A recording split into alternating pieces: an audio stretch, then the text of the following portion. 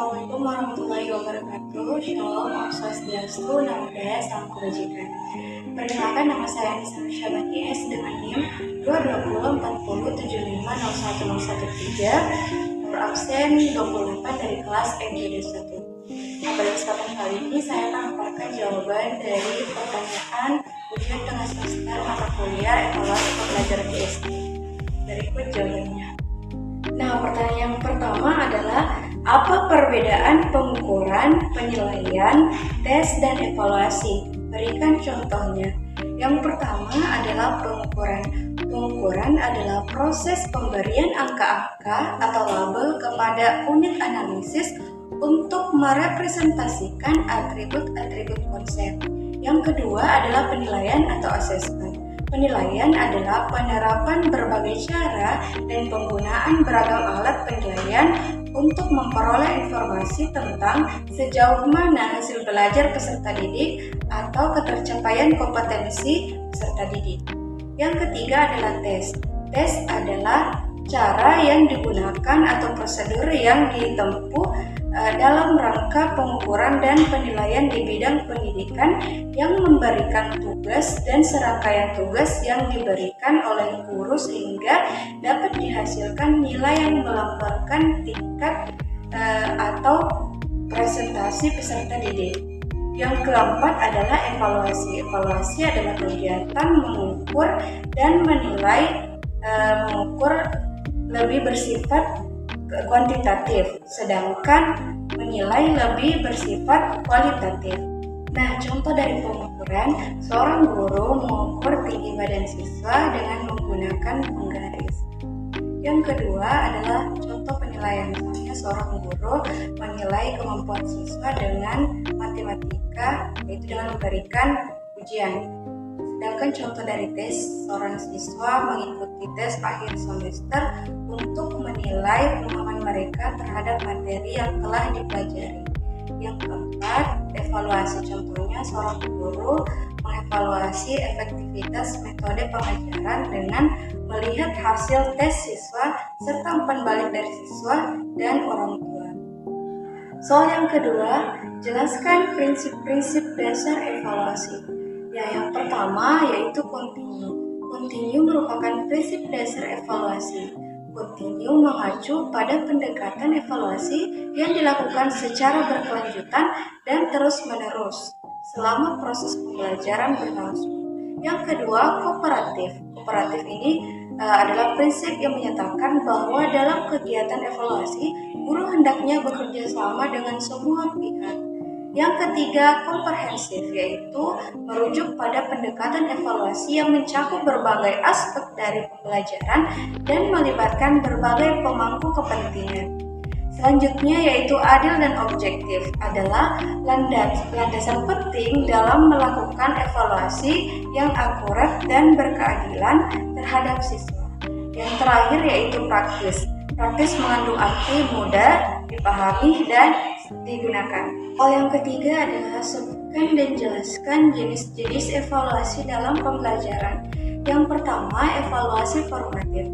Evaluasi formatif adalah evaluasi yang ditujukan untuk memperbaiki proses belajar mengajar. Jenis evaluasi wajib dilaksanakan oleh guru bidang studi setelah selesai mengajarkan satu unit pelajaran tertentu.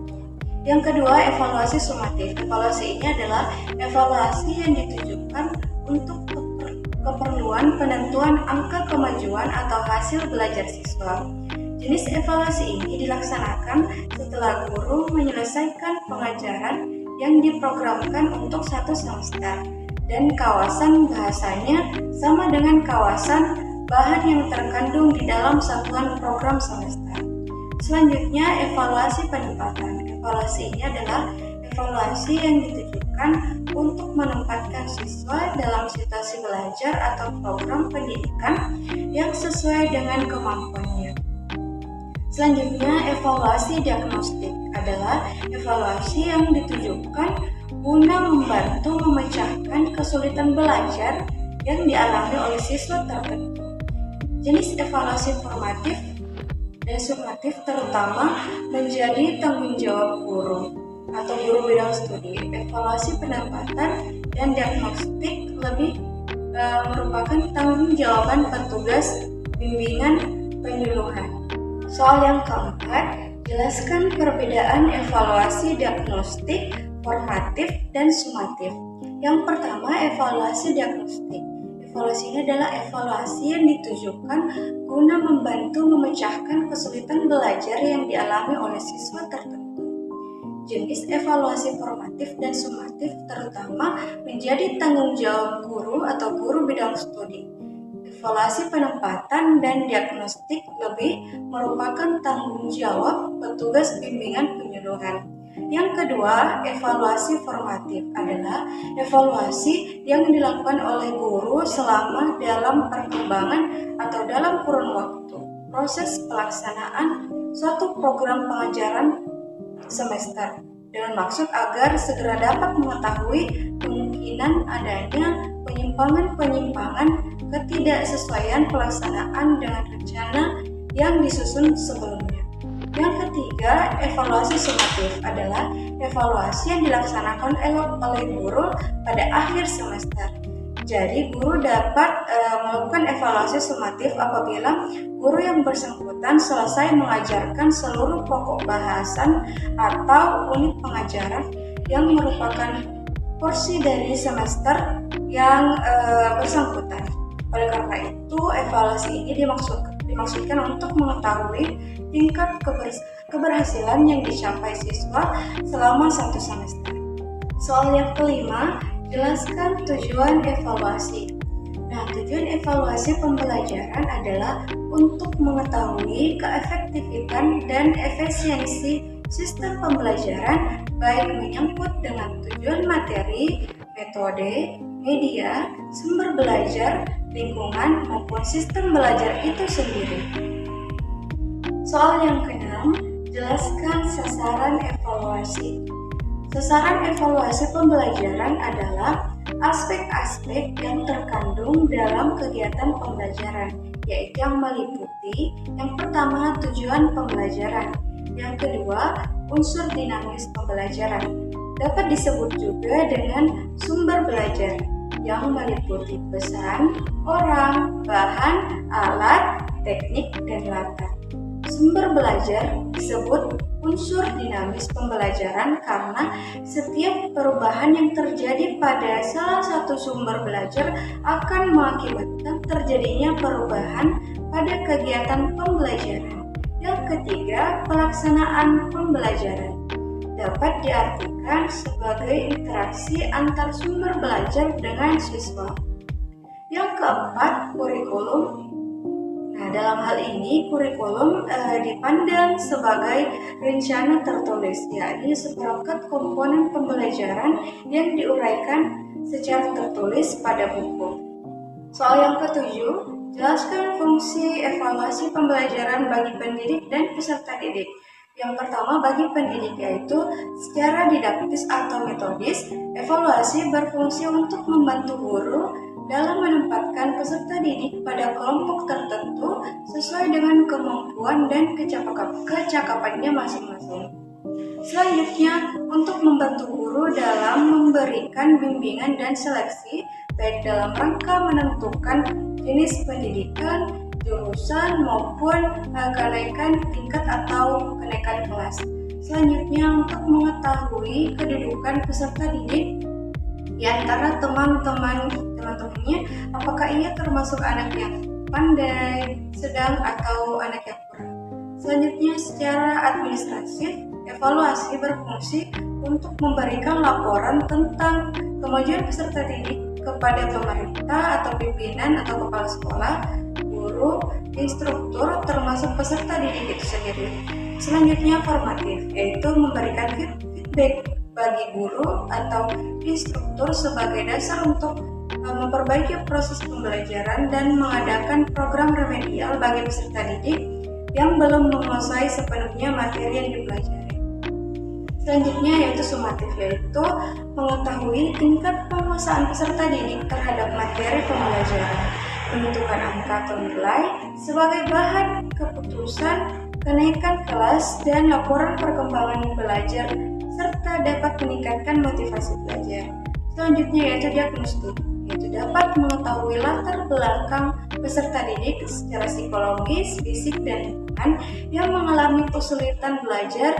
Kemudian seleksi dan penempatan, yaitu hasil evaluasi dapat dijadikan dasar untuk menyeleksi dan menempatkan peserta didik sesuai dengan minat dan kemampuannya.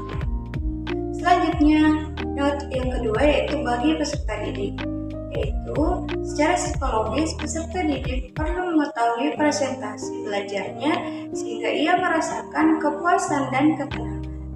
Yang kedua, secara sosiologis untuk mengetahui apakah peserta didik sudah cukup mampu untuk terjun ke masyarakat. Mampu ini dalam arti dapat berkomunikasi, beradaptasi dengan seluruh lapisan masyarakat dengan segala karakteristik. Selanjutnya, untuk mengukur kemajuan dan perkembangan peserta didik setelah melakukan kegiatan belajar mengajar selama jangka waktu tertentu. Selanjutnya, untuk mengukur sampai di mana keberhasilan sistem pengajaran yang digunakan. Kemudian, sebagai bahan pertimbangan dalam rangka melakukan perbaikan proses belajar mengajar. Soal ke-8, menjelaskan klasifikasi evaluasi menurut fungsinya. Klasifikasi evaluasi pendidikan berdasarkan fungsinya harus memenuhi beberapa kebutuhan. Yang pertama, psikologi, untuk kerangka acuan, melangkah menuju tujuan pendidikan. Yang kedua, didaktik, untuk motivasi belajar kepada peserta didik, memberikan pertimbangan, pemberian bahan pengajaran, metode pengajaran, dan bimbingan khusus kepada peserta didik. Yang ketiga, administratif, untuk pengisian buku rapor, menentukan indeks prestasi, pengisian STTB, dan tentang ketentuan kenaikan kelas. Soal yang ke-9, jelaskan prosedur evaluasi pembelajaran dan berikan contohnya. Yang pertama, membuat perencanaan evaluasi, yaitu menyusun kisi-kisi dan uji coba. Contohnya, seorang guru matematika menyusun kisi-kisi untuk ujian akhir semester yang mencakup berbagai topik seperti pecahan, geometri, dan aljabar dengan bobot nilai yang sesuai untuk masing-masing topik. Yang kedua, pelaksanaan evaluasi. Artinya, bagaimana cara pelaksanaan suatu evaluasi, baik melalui tes seperti tertulis, lisan, maupun perbuatan, maupun melalui non-tes. Contohnya, seorang guru melaksanakan ujian akhir semester di mana siswa diminta untuk menjawab soal-soal tertulis tentang materi yang telah dipelajari. Yang ketiga, pengelolaan data. Setelah semua data kita kumpulkan, baik data itu dari kita langsung yang mengadakan kegiatan evaluasi maupun dari orang lain yang mengevaluasi orang yang kita maksud. Data tersebut harus diolah. Mengelola data berarti ingin memberikan nilai dan makna kepada peserta didik mengenai kualitas hasil pekerjaannya. Contohnya, seorang guru mengumpulkan dan memeriksa semua lembar jawaban siswa, kemudian menghitung nilai masing-masing siswa berdasarkan kriteria yang telah ditetapkan. Yang keempat, penafsiran hasil evaluasi. Suatu hasil evaluasi harus didasarkan atas kriteria tertentu yang disebut norma.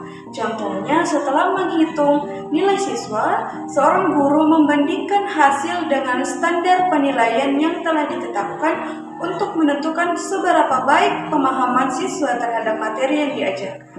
Yang kelima, laporan. Semua kegiatan dan hasil evaluasi harus dilaporkan kepada berbagai pihak yang berkepentingan, seperti pimpinan atau kepala sekolah, pemerintah, dan peserta didik itu sendiri. Contohnya, seorang guru menyiapkan laporan hasil ujian akhir semester untuk disampaikan kepada sekolah dan orang tua siswa, serta memberikan umpan balik kepada siswa tentang kinerja mereka dalam ujian tersebut. Soal ke-10, jelaskan apa itu tes dan non-tes serta berikan contohnya. Yang pertama, tes merupakan alat ukur yang berbentuk pertanyaan atau latihan yang dipergunakan untuk mengukur kemampuan yang ada pada seseorang atau sekelompok orang.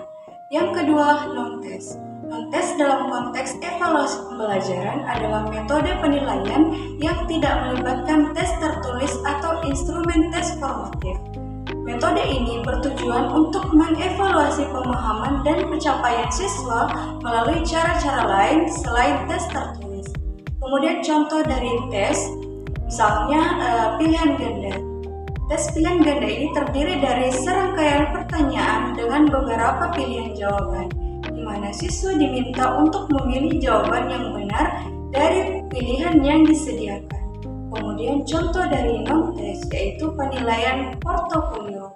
Siswa mengumpulkan dan memelihara koleksi karya atau proyek mereka yang dikerjakan selama periode pembelajaran yang mencerminkan kemajuan dan pencapaian mereka dari waktu ke waktu.